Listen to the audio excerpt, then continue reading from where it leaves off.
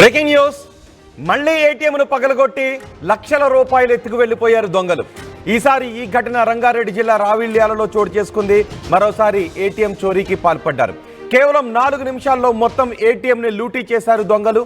ఆ దృశ్యాన్ని ఇప్పుడు మీరు ఆర్టీవీ స్క్రీన్ పైన చూస్తున్నారు. ఏటీఎం లోపలికి ప్రవేశించి వైర్లు కట్ చేశారు.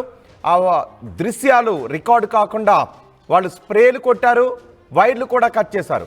ఈ ఘటనలో, ఈ దొంగతనంలో ఏకంగా 30 లక్షల రూపాయలు ఎత్తుకు వెళ్ళిపోయారు దొంగలు. ఇప్పుడు మీరు ఆర్టీవీ స్క్రీన్ పైన చూస్తున్నారు. ఆ కారులో వచ్చారు దుండగులు. వాళ్ళు ముఖాలకు ముసుగులు ధరించి, టోపీ పెట్టుకున్నాడు, ముఖానికి ముసుగు ధరించాడు, లోపలికి వెళ్ళాడు. అక్కడ ఏటీఎంకి స్ప్రే కొడుతున్న దృశ్యాన్ని కూడా మీరు ఆర్టీవీ స్క్రీన్ పైన చూస్తున్నారు. చూడండి, ఒకసారి కారులో వచ్చాడు, నేరుగా ఏటీఎం ముందు ఆపాడు, ఒక్కడే దిగాడు, లోపల నుంచి వెనక డోర్లోంచి దిగాడు.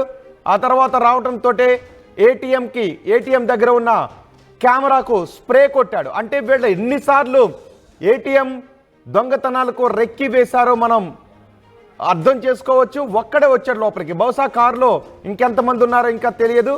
ఆ డ్రైవర్ వెనుక సీట్లోంచి దిగిన వ్యక్తిని కూడా మనం గమనించవచ్చు. లోపలికి వచ్చి లోపల మనకి ఇద్దరు కనపడుతున్నారు. ఇప్పుడు లోపల ఆ ఇద్దరు లోపలికి వచ్చిన తర్వాత ఏటీఎంని పగలగొడుతున్న దృశ్యాలు రెండో బాక్స్లో మనం చూస్తున్నాం. ఆ ఏటీఎంని పగలగొట్టి 30 లక్షల రూపాయలు కారులో నుంచి ముగ్గురు కూడా వచ్చారు. మొదట ఆ కారులో నుంచి వెనుక సీట్లో నుంచి ఒకటి దిగాడు, గుణపం కూడా తెచ్చుకున్నారు. చూడండి, వాళ్ళ చేతిలో గుణపం కూడా ఉంది. ఆ గుణపంతో ఏటీఎం పగలగొట్టారు. పగలగొట్టి లోపల ఉన్న 30 లక్షల రూపాయలు ఎత్తుకు వెళ్ళారు. అంతేకాదు ఒక కట్టర్ కూడా తీసుకొచ్చారు. ఆ కటింగ్ చేస్తున్న దృశ్యాలు కనబడుతున్నాయి, మనకి చాలా క్లియర్గా కనబడుతున్నాయి. ఆ తర్వాత మళ్ళీ షట్టర్ దించి వెళ్ళిపోయారు. ఆ లోపలికి ఎలా ప్రవేశిస్తున్నారో చూడండి ఒకసారి. ఆ షట్టర్ పైకి తీశారు. షట్టర్ లోపలికి వచ్చిన తర్వాత బయటకు వెళ్ళేటప్పుడు మళ్ళీ షట్టర్ క్లోజ్ చేసి వెళ్ళిపోయారు. కట్టర్ కూడా తీసుకొచ్చారు వాళ్ళతో పాటు. ఆ కట్టర్ నిప్పు రవ్వలు కూడా మనకి కనిపిస్తూ ఉన్నాయి ఆర్టీవీ స్క్రీన్ మీద. ఈ ఘటన రంగారెడ్డి జిల్లా మంచిర్యాలలో చోటు చేసుకుంది. కేవలం 4 నిమిషాల్లో ఈ దొంగతనానికి పాల్పడ్డారు. దొంగతనం చేస్తున్న దృశ్యం మొదటి బాక్స్లో చూడండి ఒకసారి. కారులో వచ్చాడు, కారులో నుంచి మొదట వెనుక సీట్లోంచి ఒకడు దిగాడు. ఆ దిగిన వ్యక్తి సరాసరి కెమెరా ఉన్న చోటకు వచ్చాడు. ఆ కెమెరా పైన స్ప్రే చేశాడు.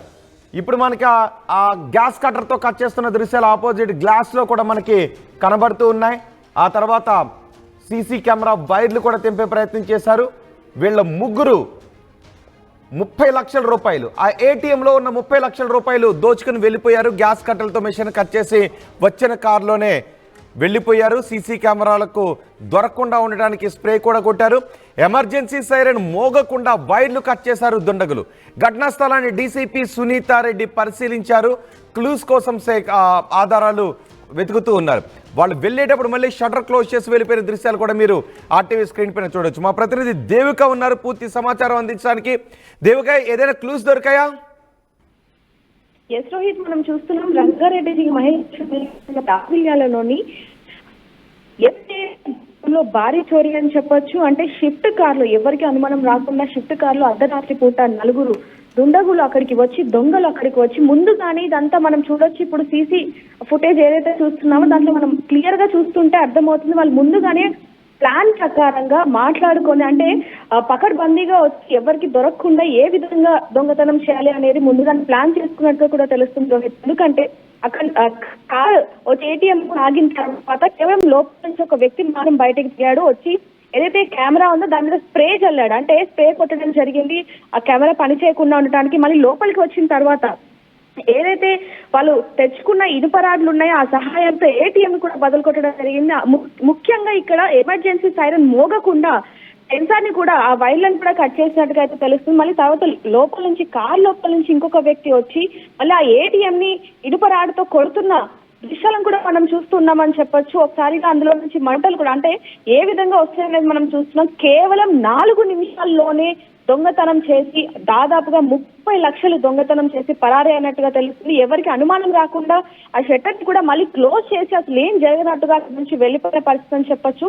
ఒకవేళ ఆ ఘటన స్థలంలో ఎవరైనా వచ్చి అడ్డుకున్నా కూడా వాళ్ళని ఏమైనా చేయడానికి సిద్ధంగా ఉన్నట్టు కూడా మనకు తెలుస్తుంది. ఆ ముఖానికి ముసుగు కట్టుకుని, అంటే ఆల్రెడీ వీళ్ళు ఇంతకు ముందు దొంగతనాలు చేసి ఆరితేరిన వ్యక్తుల్లాగే కనిపిస్తున్నట్టుగా కూడా అనుమానిస్తున్నారని చెప్పొచ్చు పోలీసులు. ఏదైనప్పటికీ తెల్లవారుజామున చుట్టుపక్కల వాళ్ళు ఇదంతా కూడా ఇన్ఫర్మేషన్ ఇచ్చినట్టుగా తెలుస్తుంది. దీని మీద అయితే ప్రత్యేక బృందాలను కూడా పెట్టినట్టుగా అయితే తెలుస్తుందని చెప్పొచ్చు.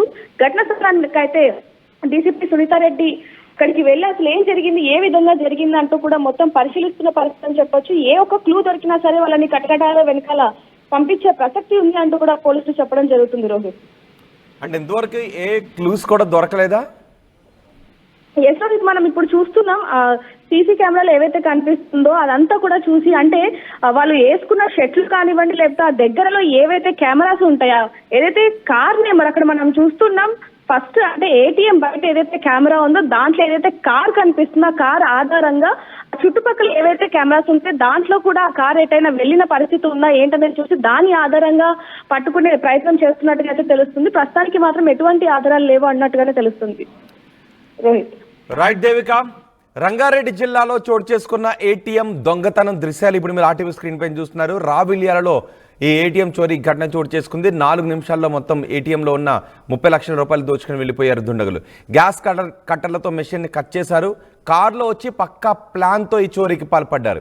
సీసీ కెమెరాలకు దొరకకుండా ఉండడానికి వచ్చి రావడంతోనే ముందుగా బయట ఉన్న సీసీ కెమెరాకు స్ప్రే కొట్టాడు. ఆ తర్వాత ఎమర్జెన్సీ సైరన్ మోగకుండా వైర్లు కట్ చేశాడు. అంటే ఎక్కడ ఎమర్జెన్సీ సైరన్ ఉంటుంది, ఏ వైర్ కట్ చేస్తే ఎమర్జెన్సీ సైరన్ మోగకుండా ఉంటుంది, ఇవన్నీ కూడా రెక్కి నిర్వహించారు. అంటే ఏటీఎంలకు సంబంధించి ఆ ఇన్స్టలేషన్కు సంబంధించిన సమాచారం తెలిసిన వ్యక్తుల సహకారంతోనే బహుశా ఈ దొంగతనానికి పాల్పడి ఉండొచ్చు.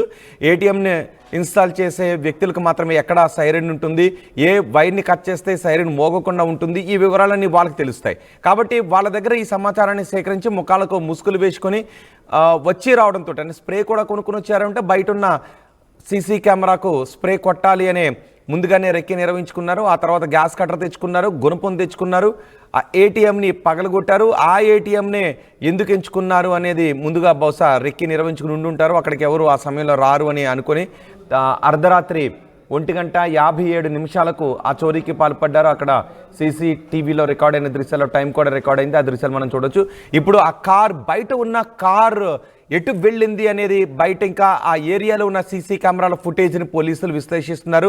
దాని ఆధారంగా ఈ దొంగల్ని పట్టుకోవడానికి ట్రై చేస్తున్నారు. అండ్ వాళ్ళు వేసుకున్న షర్ట్ కలర్స్ ఆధారంగా కూడా ఎవరికైనా, అంటే బహుశా ఈ కలర్ షర్ట్ పలానా వ్యక్తికి ఉంటుందని మీరు అనుకుంటూ ఉంటారు కదా చూస్తున్నప్పుడు. సో అతను దొంగతనాలకు పాల్పడే అవకాశం అంటే ఉంటుందని మీరు అనుకుంటే, అంటే ఈ వ్యక్తి ఆ బాడీ స్ట్రక్చర్ చూస్తుంటే మీకు తెలిసిన వ్యక్తిలాగా అనిపిస్తూ ఉంటే మీరు దగ్గరలో ఉన్న పోలీస్ స్టేషన్కి సమాచారాన్ని అందించండి. మీ వివరాలు గోప్యంగా ఉంచుతారా? వాళ్ళని చూస్తున్నప్పుడు ముఖాలకు ముసుగులు వేసుకున్నారు కాబట్టి బయట వాళ్ళు ఎవరికి కూడా వ్యక్తులు ఎవరై ఉంటారో అనేది తెలీదు. కానీ ఆ ముఖాలకు ముసుగులు వేసుకున్న వాళ్ళని రోజు చూసేటటువంటి వాళ్ళ బంధువులు, స్నేహితులు, వాళ్ళ ఊరు వాళ్ళు, వాళ్ళ పక్కింటి వాళ్ళు ఈ వ్యక్తి పలానా వాళ్ళలాగా అనిపిస్తున్నాడు అని మీరు అనుకుంటే ఆ సమాచారాన్ని దగ్గరలో పోలీసులకు అందిస్తే ఈ దొంగలను పట్టుకోవటానికి ఉపయోగపడే అవకాశం ఉంటుంది. ప్రస్తుతానికి మాత్రం ఈ దొంగలు ఎటు వెళ్ళి ఉంటారు అనేది, ఆ కారు బయటికి వెళ్ళిన కారు ఎటు వెళ్ళింది అనే వివరాలను పోలీసులు మాత్రం సేకరిస్తున్నారు.